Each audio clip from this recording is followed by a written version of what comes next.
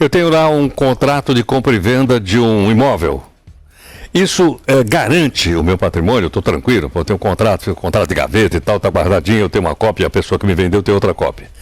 Diante dessa situação, nós pedimos aqui a gentileza do advogado, doutor Alexander Spooner, que é um advogado especialista em imobiliário, para conversar um pouco conosco. Doutor Alexander, muito obrigado aqui por atender o Jornal Nova Brasil. Bom dia, Heraldo. Bom dia a todos os ouvintes. Um prazer estar aqui com vocês nesse canal de tanta relevância na nossa cidade aqui.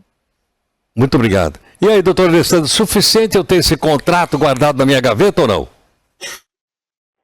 Contrato é uma coisa que às vezes as pessoas acham que está tudo certo, né? Porque tem um contrato guardado ali, mas ele fica na gaveta. E aí, depois, na hora de uma venda de um imóvel, na hora, né, de um falecimento de um ente querido, isso daí acaba complicando um pouco a situação. E hoje o nosso sistema registral brasileiro, ele é um dos melhores que existe, mas é um pouco difícil de entender a dinâmica dele, né? São nomenclaturas como escritura, matrícula, que acabam confundindo um pouco, e então, né, o pessoal precisa começar a compreender que a escritura é um ato e a matrícula é outro. A escritura é a certidão de nascimento do imóvel, né? Então, se você tem um contrato particular, esse contrato ele tem que se transformar num registro lá na matrícula do imóvel. E é só assim que você vai ser o verdadeiro dono desse imóvel. Doutor Alexander, deixa eu te perguntar o seguinte, então eu tenho que pegar meu contrato e levar então lá no cartório de registros de imóveis da minha região? Exato. O que acontece? Normalmente o contrato ele acaba não sendo aceito pelo registro, né? Para você registrar a sua casa, o seu imóvel hoje, as transações elas têm que ser feitas através de uma escritura num cartório, que é o cartório de tabelião de notas. É uma escritura pública e essa escritura é que tem que ser levada. Então, o contrato, normalmente, quando a gente compra um imóvel, ele é feito porque há um parcelamento ou ainda há alguma pendência, né, entre o dono e comprador que estão se ajustando, colhendo algumas certidões para verificar, né, como é que está a situação desse imóvel. E, feito esse contrato, ele é garantia de que a transação ela vai acontecer.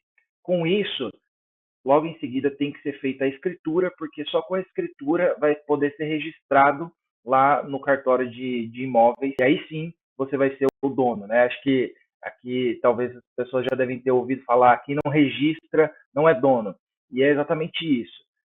O contrato, dificilmente você consegue registrar ele lá no cartório. Então, o que acontece? Tem que ser passada a escritura, esse contrato ele tem que se transformar numa escritura, ou tem que ser feita alguma outro tipo de ação, né, um meio jurídico, que poderia ser eventualmente um inventário, uma escritura de doação, uma uso capião, enfim, algo nesse sentido para que depois seja feito o registro e a abertura da matrícula.